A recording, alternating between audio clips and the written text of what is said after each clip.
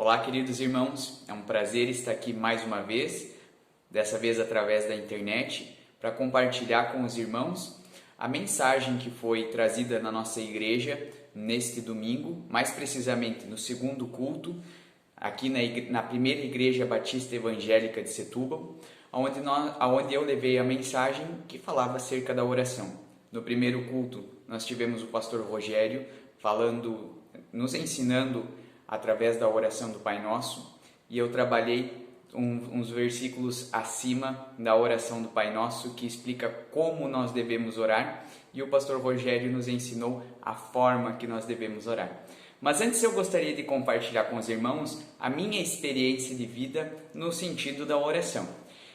Quando eu me converti, eu confesso para os irmãos que eu tinha muito medo quando eu ia na igreja de que o pastor me chamasse para orar em público, logo no começo da minha conversão, porque eu não tinha confiança na oração, eu não tinha prática ainda na oração, e me assustava porque a oração para mim também era algo desconhecido até então, porque eu aprendi a falar com Deus, o pouco que eu tinha aprendido a esse respeito, que eu deveria repetir algumas palavras que me foi ensinado, inclusive que eu ainda sei de cor até os dias de hoje, mas eu nunca tinha parado para pensar o que essas palavras significavam realmente.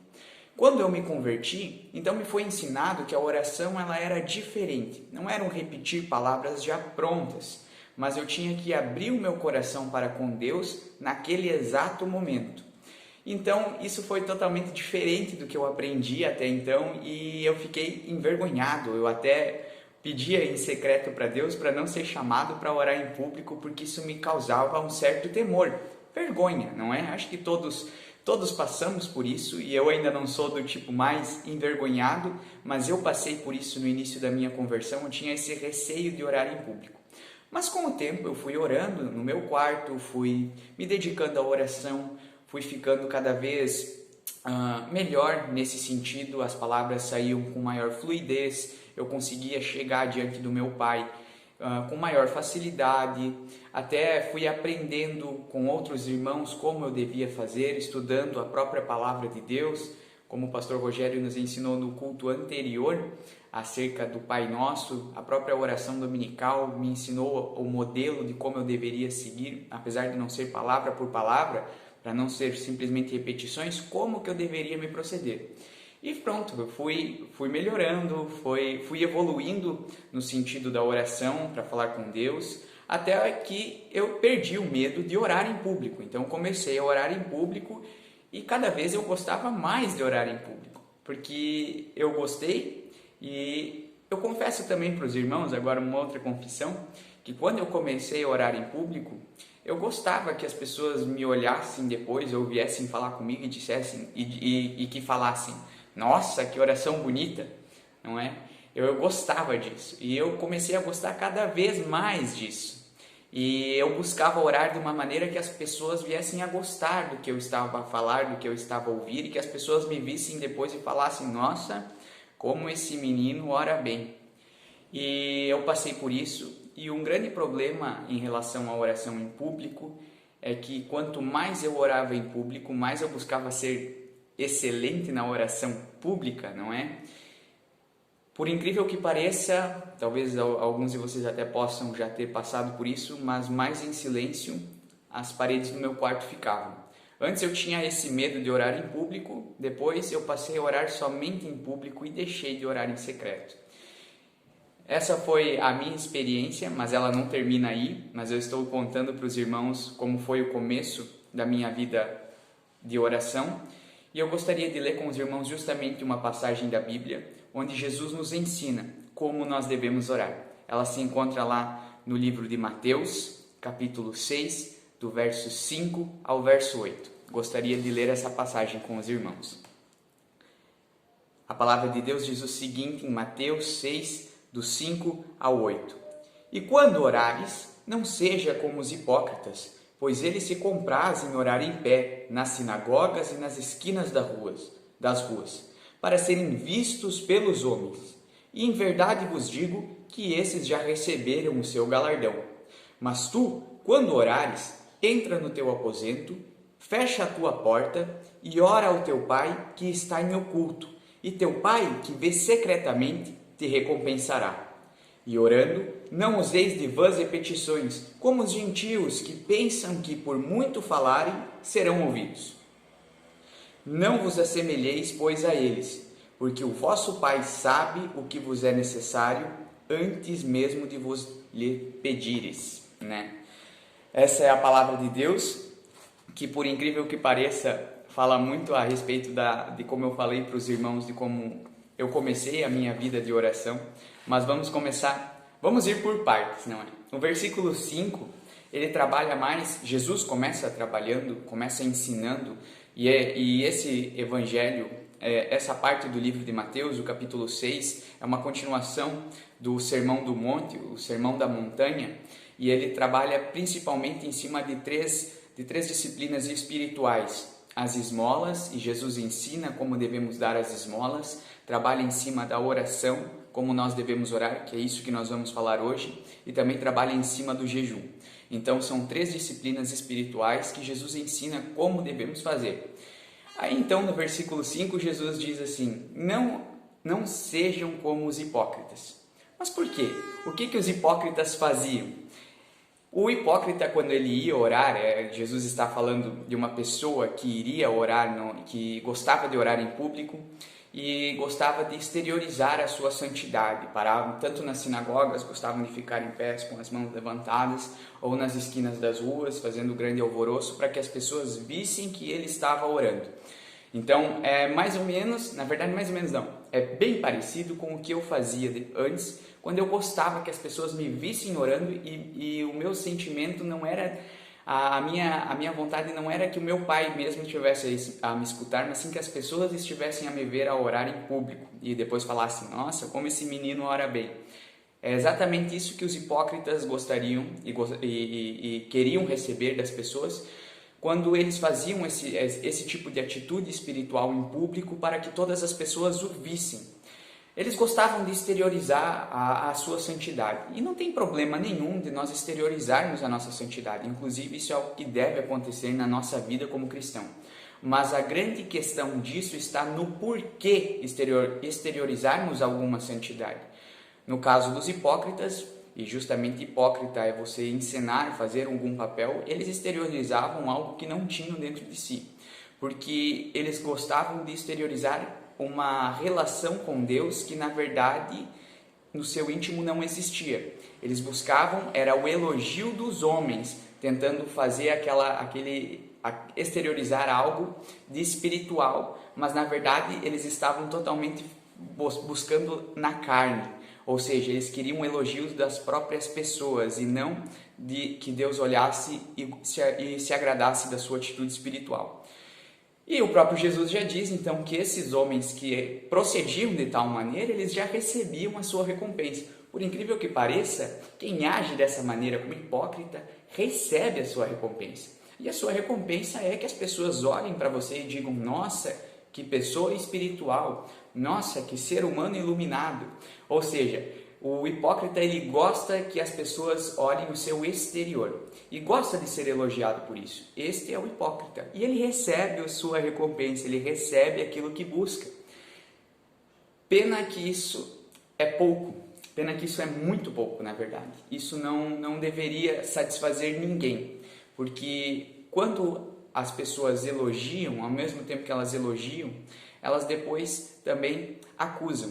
Isso é natural do ser humano. Então, se nós vamos nos basear somente nas opiniões das pessoas, nós seremos pessoas pobres de espírito.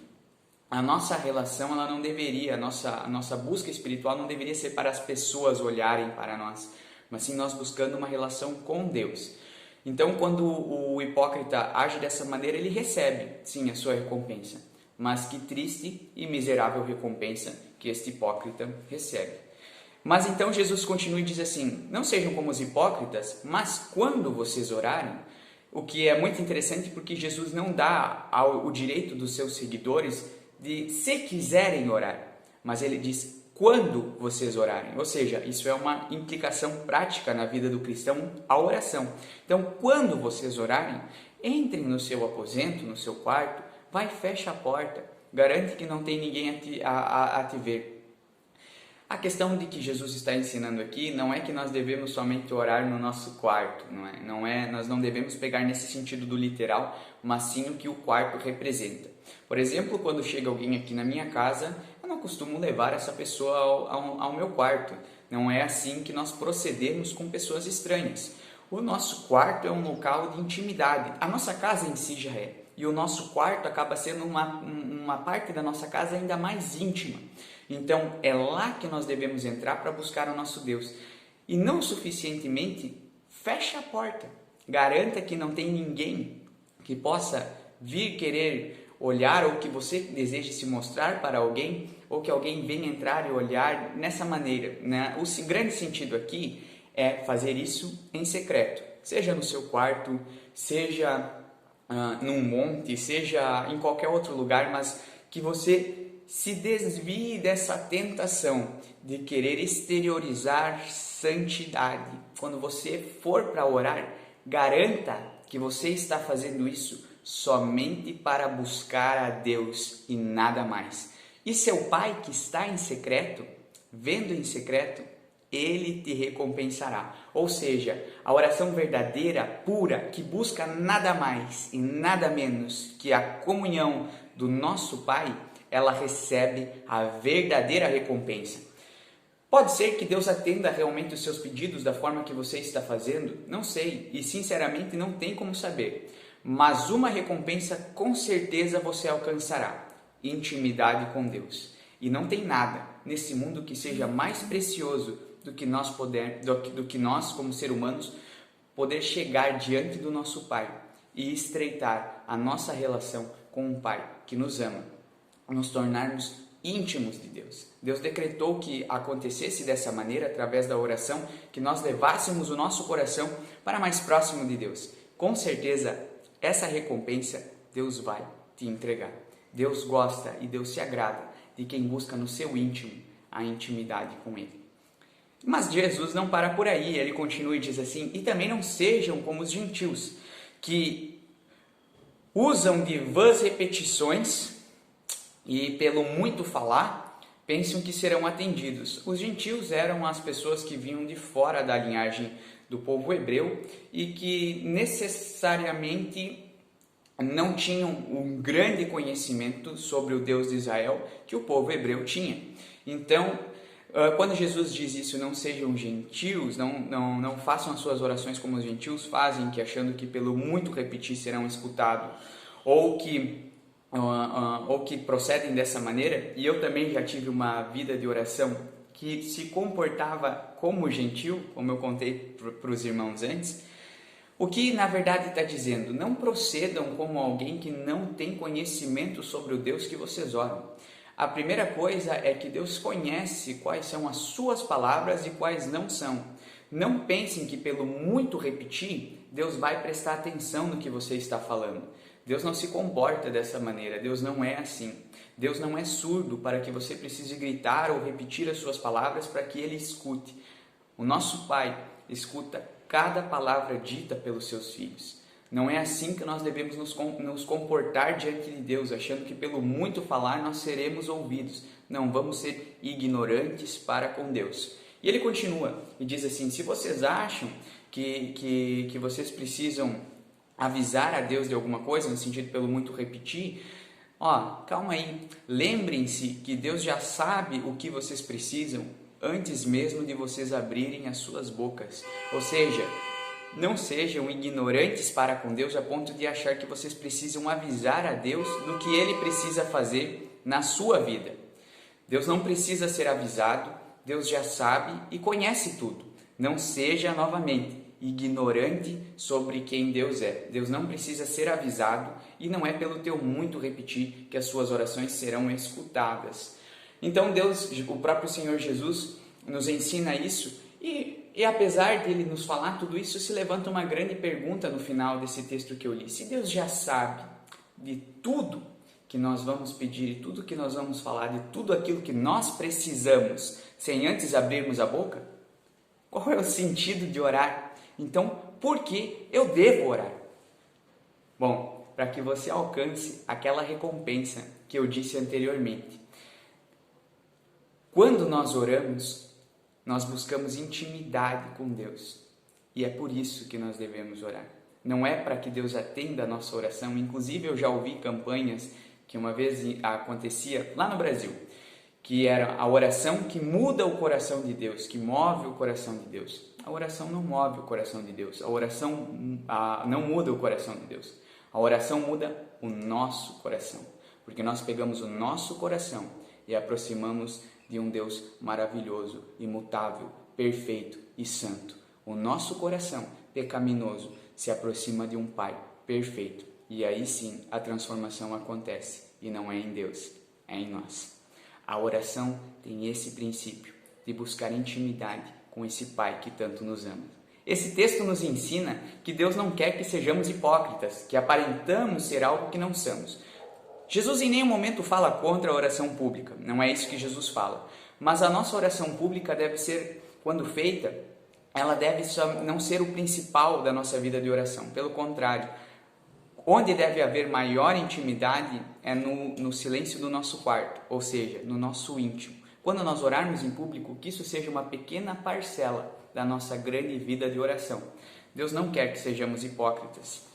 Deus não quer que sejamos ignorantes em relação a quem Ele é. Deus quer que nós tenhamos conhecimento sobre quem Ele é e a sua grandeza e, ao mesmo tempo, da nossa pequenez. Porque assim, as nossas orações serão guiadas e feitas da maneira correta. Deus quer que a nossa oração seja um momento de comunhão, de intimidade, aonde filhos buscam o contato com o Pai.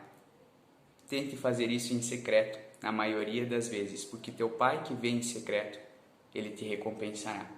Que nós não sejamos tentados a agir de maneira ignorante para com Deus, não conhecendo Deus a quem oramos, e também devemos tomar cuidado para que a nossa vida de oração não se torne hipócrita, apenas fazendo isso de maneira pública. É um risco que nós corremos, por isso que Jesus nos alerta. Não sejamos assim, mas sejamos da maneira que Ele nos ensinou. Meu querido, que Deus abençoe a todos. E como eu só quero terminar com uma fala, que como eu disse no início, o capítulo 6 de Mateus nos ensina as 3 práticas espirituais que são muito importantes na vida do cristão, mas que se não forem feitos da maneira correta, como a própria palavra de Deus nos ensina, acaba que sendo de espiritual não tenha nada. E muitas vezes nós podemos transformar essas práticas espirituais em atitudes tão carnais quanto nós somos. Que essas atitudes mudem a nossa vida e não nós que venhamos mudar essas atitudes e esses ensinos que o próprio Senhor Jesus nos deixou. Que Deus abençoe a todos e uma ótima semana.